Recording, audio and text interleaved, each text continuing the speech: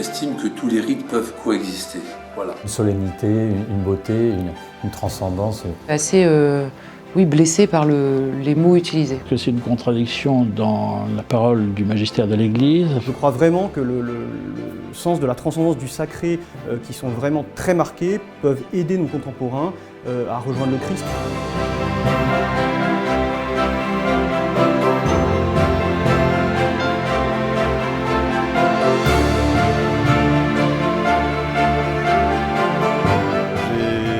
Avec, j'ai grandi dedans, j'ai reçu tous mes sacrements. C'est un rite auquel je suis très attaché parce qui m'aide beaucoup à prier, qui est vraiment, je pense, une part très importante de ma spiritualité. Ce rite met vraiment en valeur le corps du Christ dans le saint sacrifice de l'autel. Il y avait un sens du sacré et un respect du Seigneur, une adoration qui se faisait et une atmosphère absolument fantastique. C'est très important pour notre vie intérieure, ce rite qui met beaucoup en valeur le silence. Ce qui est absolument extraordinaire, c'est tous ces jeunes. Il n'y a pas de cheveux blancs dans ces messes. Je pense honnêtement que la messe tradie a vraiment sauvé ma foi. Je trouve que le latin, c'est universel. On peut faire une messe en latin avec des Polonais, des Russes, des Ukrainiens. Tout le monde sera uni autour de cette même langue. Et c'est ça que je trouve très beau. Je suis tombé vraiment littéralement amoureux de la beauté de cette forme de célébration. Tout ce qui touche autour de la figure du prêtre aussi me touche énormément. Il a fortifié ma foi à un moment très précis de ma vie où je sortais d'un cancer et miraculeusement guéri. La messe traditionnelle m'a aidé dans la profondeur de la liturgie et ma relation à Dieu. Je dois dire que j'ai personnellement fait c'est peut-être beaucoup dire, un parcours de reconversion personnelle à travers le pèlerinage de Chartres et à travers cette liturgie traditionnelle qui a beaucoup compté personnellement et qui compte beaucoup dans mon rapport à la foi parce que je pense qu'elle me nourrit beaucoup, me nourrit beaucoup sur le plan spirituel. C'est à chaque fois un festival, une beauté absolument extraordinaire et ça fait beaucoup de bien.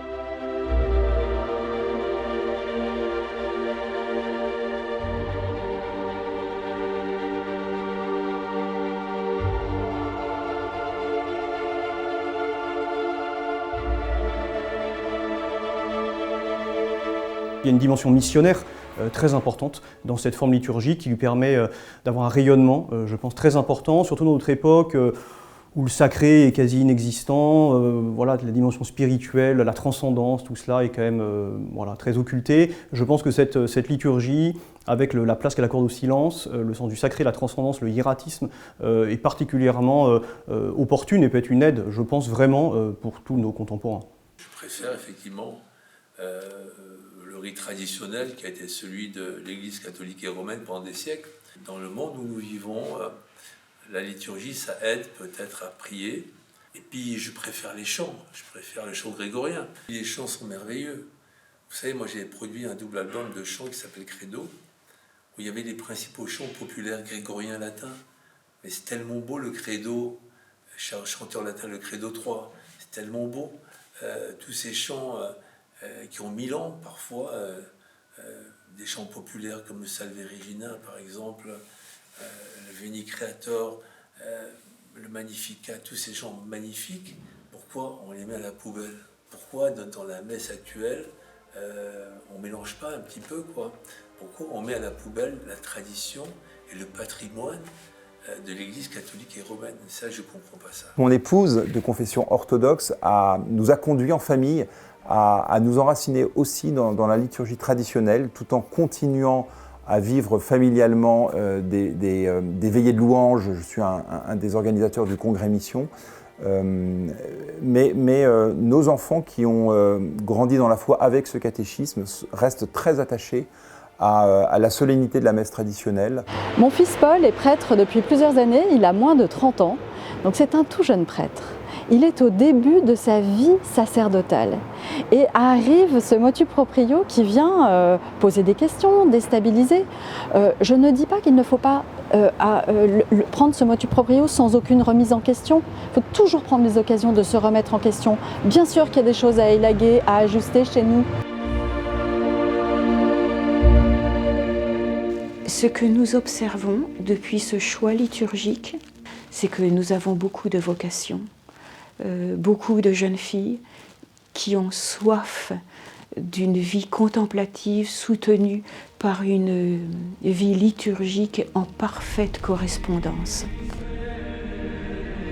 Je suis prêtre donc depuis bientôt 6 ans, prêtre en paroisse depuis 5 ans et demi et curé depuis 1 an et demi à Grandchamp.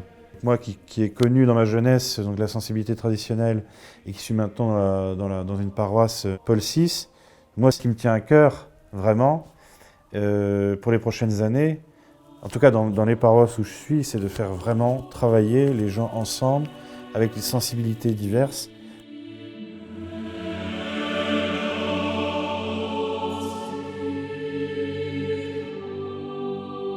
On a le Vatican, on a Rome, et qui tout d'un coup prend une position que je trouve un peu hors temps. La forme est extraordinaire, puisque c'est ainsi qu'on appelle le rite tridentin, il remonte au 5e siècle.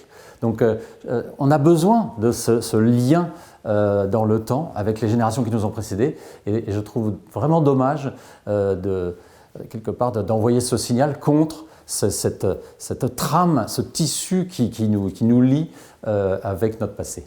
On a été bouleversés, et le mot est peut-être faible, et très attristés par ce motu proprio, parce qu'en fait on l'a vraiment vécu comme une ostracisation en fait, de l'Église. Mais j'ai pas trop compris. Je vous avoue que j'étais très surpris, d'ailleurs même mes amis qui sont pas du tout attachés à cette messe m'ont demandé ce qui se passait, ce qu'on avait fait, pourquoi on était punis comme ça. J'ai vécu ça vraiment comme une injustice. Pourquoi est-ce que le pape décide comme ça de réouvrir une plaie qui avait été fermée dans les années 90 à peu près, hein. Il réouvre un conflit qui n'a pas lieu d'exister. Donc... Je connais beaucoup de jeunes, et moi y compris. Nous, ce qu'on veut, c'est l'unité de l'Église, et c'est pas un confort de liturgie qu'on cherche, bien au contraire. J'ai regretté cette décision qui, je pense, fait renaître des divisions que nous, dans notre génération, nous n'avons pas connues. Je me suis sentie très triste, très déçue et effrayée. On retourne dans une querelle qui est un peu triste et qui va nous faire perdre beaucoup de temps, alors qu'en fait on voit bien que la messe touche énormément de gens, qu'elle évangélise énormément. Je trouve ça dommage en fait d'une part peut-être d'abandonner en fait cette communauté-là qui est quand même assez florissante en France. Et on juge un arbre à ses fruits. Donc, J'ai ressenti des unions intérieures de l'Église, alors que nous sommes porteurs des mêmes valeurs. Il n'y a aucune séparation pour moi, donc je ne comprends pas cette décision. Aidez-nous, aidez les chrétiens à ne pas perdre leur foi. Cela passe pour certains par le maintien du rite traditionnel, qui est très important. Ce texte arrive à un moment où la situation était apaisée, où dans les nouvelles générations, dans les plus jeunes générations, on ne voyait plus cet affrontement du tout. On voyait beaucoup de personnes passer d'un missel à l'autre, j'allais dire, sans se poser la moindre question, sans avoir l'impression de passer d'une église à l'autre. C'était une question qui était quand même à la fois apaisée et surtout harmonisée au sein de l'église. Benoît XVI, au moment où il écrit son motu proprio, il écrit à toute l'église et notamment aux évêques, et il leur dit à ce moment-là, l'histoire de la liturgie ne peut être une rupture. Ce qui était sacré pour les générations précédentes reste grand et sacré pour nous, et ne peut à l'improviste se retrouver totalement interdit, voire considéré comme néfaste.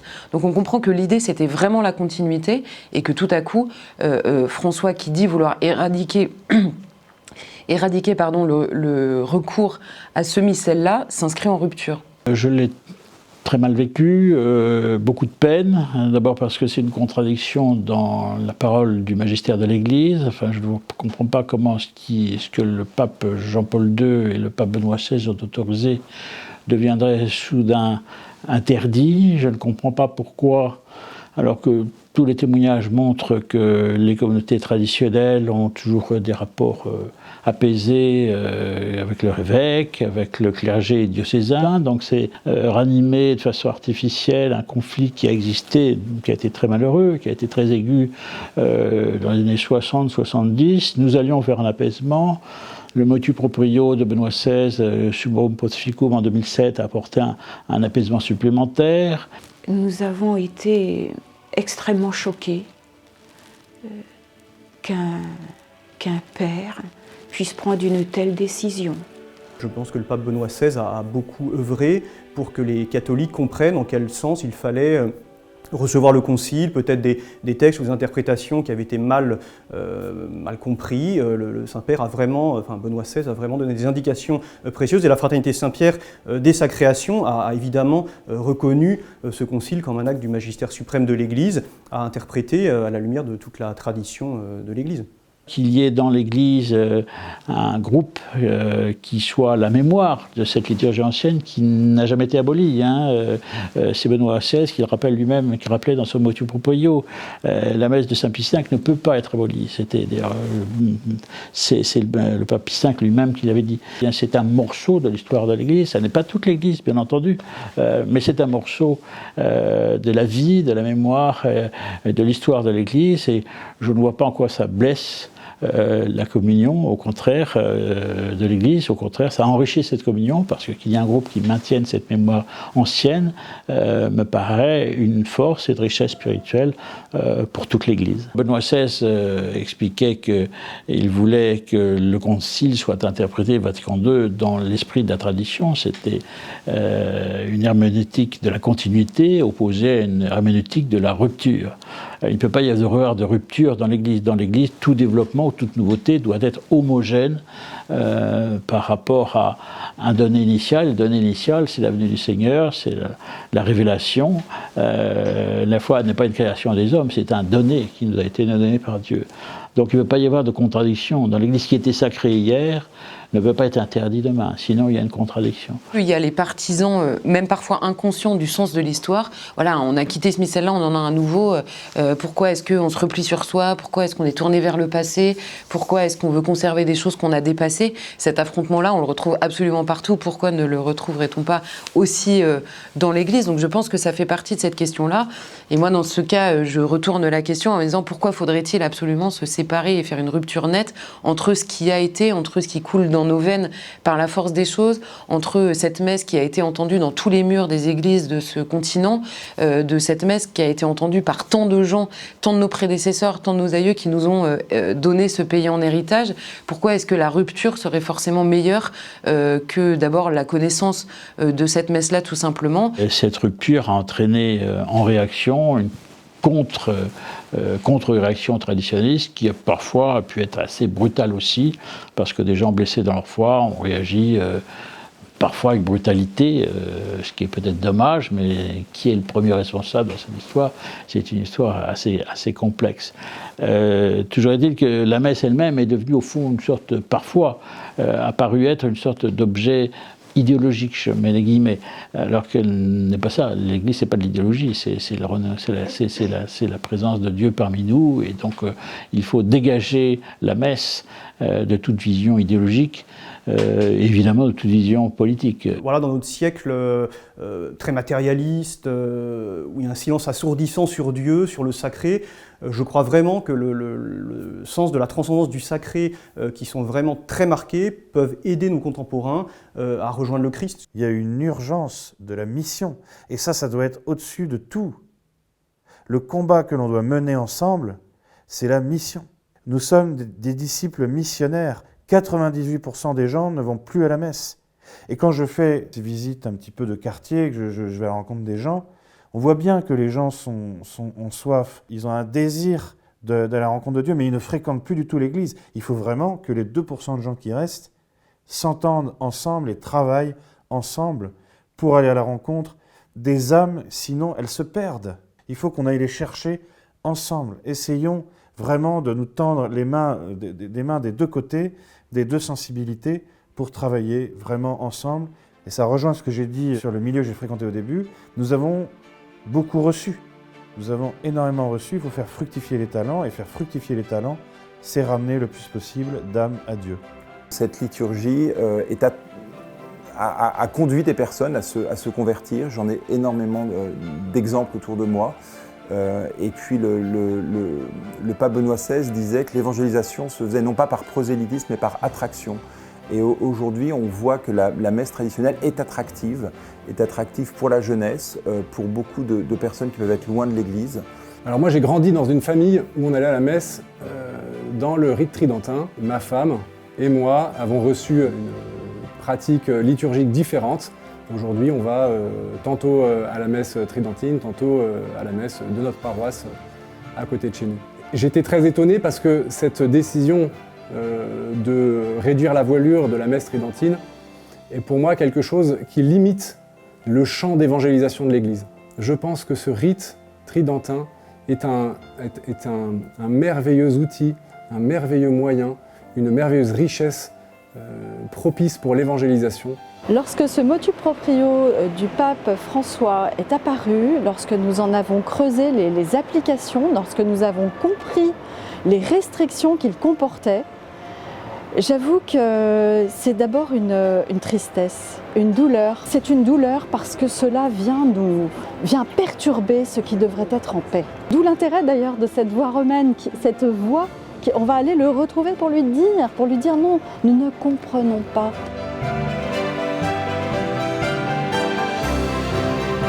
La voie romaine, c'est une idée qui est venue d'une conversation que j'ai eue cet été avec un évêque auprès duquel je partageais ma peine et mon incompréhension. Cet évêque m'avait dit, mais vous savez, en fait, il y a une méconnaissance de la part de Rome, une méconnaissance manifeste de la diversité du monde attaché au rite tridentin et même surtout de ses engagements, de sa présence dans l'Église. Et donc, vous devriez écrire à Rome, dis-le à tes amis, partagez-le, il faut écrire à Rome. En échangeant avec ma mère qui a un fils prêtre, qui elle pour le coup exprimait un très profond désarroi, elle m'a dit mais moi en fait, moi je vais aller à Rome à pied.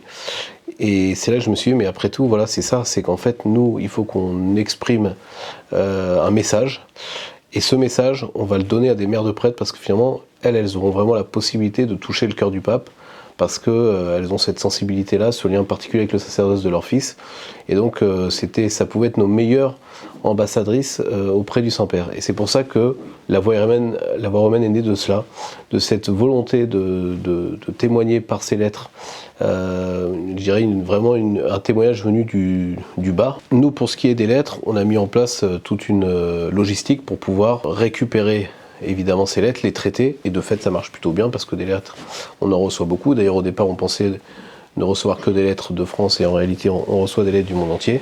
Et surtout ce qui nous a beaucoup surpris, c'est qu'on a reçu énormément de lettres, je dirais même que presque aujourd'hui c'est encore une majorité de lettres de personnes qui ne sont pas des pratiquants habituels du rite tridentin, qui nous ont témoigné du fait que le rite avait à un moment donné pu compter dans leur conversion ou avait été très important au sein de leur famille, qu'ils avaient vu la foi qui avait pu aussi être irriguée par ce rite et donc ils considèrent à quel point c'était indispensable de conserver cette richesse au sein de l'Église. Et alors voilà, après quand elles vont arriver à Rome, nous on espère bien et on est évidemment déjà entré en contact avec l'autorité romaine, on espère qu'elles seront reçues par le pape François, qui peut-être acceptera d'entendre aussi ce qu'elles ont à dire, peut-être sera touché par leur message. Quels seront les fruits de cette marche? Qu'est-ce que le pape François nous dira? Évidemment, encore aujourd'hui c'est la grande inconnue, mais nous espérons bien qu'elles obtiendront un résultat parce qu'il y a beaucoup d'inquiétudes, il y a beaucoup de souffrances. La voie romaine nous offre à nous, les familles, les mères de prêtres, nous qui avons assisté à la réponse, à l'appel de nos fils, la voie romaine nous dit: c'est vous qui allez dire au pape ce que le peuple chrétien a à lui dire, et par l'intermédiaire très concret de lettres que nous allons porter. Il n'y a rien de plus finalement de plus simple que cette démarche. Je trouve que l'initiative est très belle d'abord parce que les mères, à la fois de prêtres ou de religieux ou de religieuses qui vont voir le pape, c'est une démarche qui est belle. Un pèlerinage, c'est toujours très bon individuellement et puis si elles peuvent prier à la fois pour l'Église, pour la France, pour leurs enfants et pour nous, on est enchantés. Et puis je trouve la démarche extrêmement belle de se dire voilà, on a été blessé par le texte du pape et donc on va le voir. C'est aussi une manière de montrer précisément l'attachement au pape. Si vraiment ces fidèles-là étaient si détachés de Rome que certains veulent le penser, ou si défiants par rapport au pape que certains veulent le dire, la première réaction, ce serait de se détacher complètement, pas du tout d'aller implorer le pape à la fois d'expliquer sa démarche et de revenir sur certains mots ou sur certaines décisions. Donc je trouve que c'est vraiment une démarche de piété filiale qui est extrêmement belle. Et par ailleurs, on a la chance de confesser une religion qui permet précisément cette liberté, qui a même canonisé et rendu hommage à des personnes qui publiquement ont interpellé des papes dans l'histoire sur des questions extrêmement précises, sans que jamais l'Église ne s'en offusque, et même parfois, elle en est ressortie grandie justement par cette discussion rendue possible. Je pense que dans un sens comme dans l'autre, il ne faut pas tomber à la fois dans la papolatrie ou dans la papophobie, pour reprendre un terme à la mode, simplement considérer que le pape est un père pour l'Église et que donc quand on n'est pas d'accord avec son père, on a le droit d'aller le voir, de le faire dans une démarche qui est en plus objectivement extrêmement belle. En tant que religieuse, nous voulons donc obéir et nous écoutons le pape François, nous écoutons ses allocutions, nous voyons que c'est un pape qui exhorte les fidèles à l'écoute, à l'accueil, qui nous exhorte à construire des ponts et jamais des murs. Aussi, nous voulons garder cet esprit du pape François, c'est cela l'obéissance. Alors nous demandons, ne bâtissez pas de murs, mais gardez les ponts que vos prédécesseurs ont construits.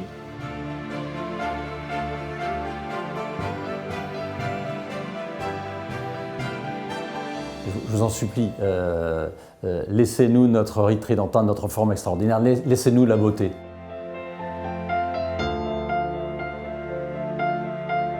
J'ai l'impression que les jeunes, on a besoin en fait, de sens du sacré. Je lui demanderais d'essayer de nous comprendre, de comprendre cette jeunesse qui a soif en fait, d'idéal. Très Saint-Père, s'il vous plaît, ne nous abandonnez pas. Très Saint-Père, vous êtes mon père.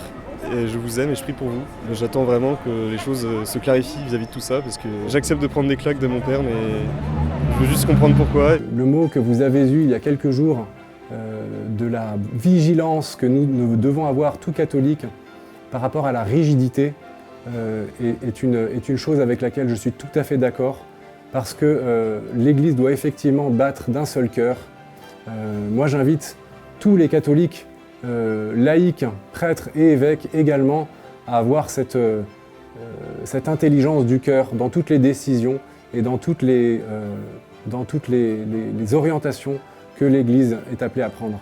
Je pense que je poserai la question au pape François surtout de la nécessité, des raisons de la nécessité de cette rupture. Je vois d'abord une augmentation du nombre de fidèles qui pourrait justement provoquer une question au sein de l'Église. Pourquoi est-ce que tant de fidèles choisissent cette messe, d'abord continuent à suivre cette messe, la choisissent à nouveau ou même la choisissent alors qu'ils ne la connaissaient pas ces dernières années? Comment est-ce qu'ils analysent ça? Pourquoi est-ce que c'est pas justement cette question-là qui est posée aujourd'hui dans l'Église plutôt que la volonté de tout simplement l'éradiquer pour que le sujet n'existe plus? Voyons loin, large et profond. Et cet esprit de magnanimité, de confiance et d'espérance doit animer tous les acteurs de ce micro-combat qui nous anime. Mais je suis plein d'espérance pour la suite parce que l'Église ne nous lâchera pas. Moi, je n'imagine pas que nous restions dans une situation où la messe tridentine devienne interdite dans l'Église. C'est impossible d'abord, théologiquement, canoniquement. Et c'est provoqué au sein de l'Église, au sein même, au cœur de l'Église, au sein de l'Église, une blessure qui n'a pas de sens. Voilà. Donc je me tourne moi vers le Saint-Père, avec les fidèles de la voie romaine, pour dire très Saint-Père, écoutez ce que nous vous disons et rendez sa liberté à la messe tridentine. Je pense que beaucoup de jeunes comme moi peuvent demander le baptême, peuvent se convertir grâce à la messe traditionnelle. Alors s'il vous plaît, laissez-nous la messe traditionnelle.